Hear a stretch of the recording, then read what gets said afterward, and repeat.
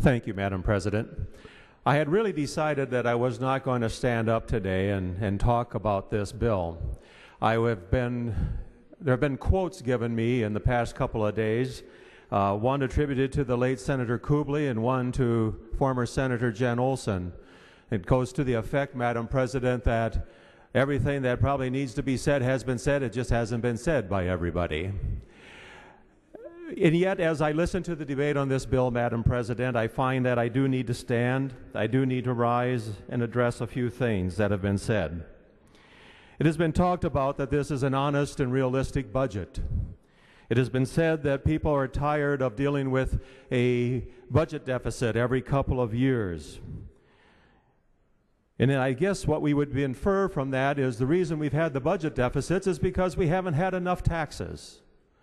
And yet I wish to say to this chamber and to this state that the reason we've had budget deficits is not because we've had too few taxes, but rather because we've had too much spending.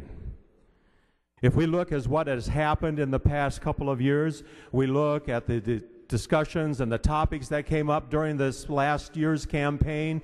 We talk about budget shifts and school shifts and all those type of things, and we realize that we've made great progress in the last 2 years. We are operating at a surplus, and we're operating at a surplus because 2 years ago there were difficult decisions made. And in the budgeting process, we brought our spending in line with what was happening in terms of our economic growth. Today, we're being asked to support our habit of government spending once more, Madam President. We're taking a look at an 8% increase in state spending while we're seeing our economy grow at the rate of 2.5%. And then in a few years we'll wonder, why do we have a deficit once more? The reality of it is we have to be in control of our spending. We have to be in control of our taxing habits, because the reality of it is that we as government can do that which is no different than private business and the private individual. We cannot continually spend more than we take in, and we cannot continually go to our taxpayers and ask them to give us more, because eventually the well runs dry for them, and they neither can support our spending habits here in St. Paul. And so today I rise in opposition to this bill. I do not deny that there are good things in it. My local communities depend on local government aid. My state, my counties and my cities, they should not have ever paid sales taxes on their expenditures.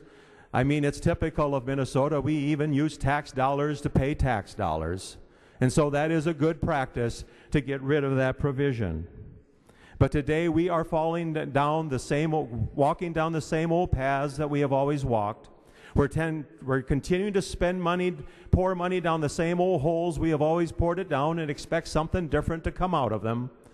And the reality of it is that instead of being number one in job growth and instead of being number one and having businesses being able to come here and prosper, instead of being number one in achieving true growth for the people of this state, we are just simply being satisfied with being number one in charging taxes. And as a result, even though there are good things in this bill, I cannot support it, and I shall not support it. Thank you, Madam President.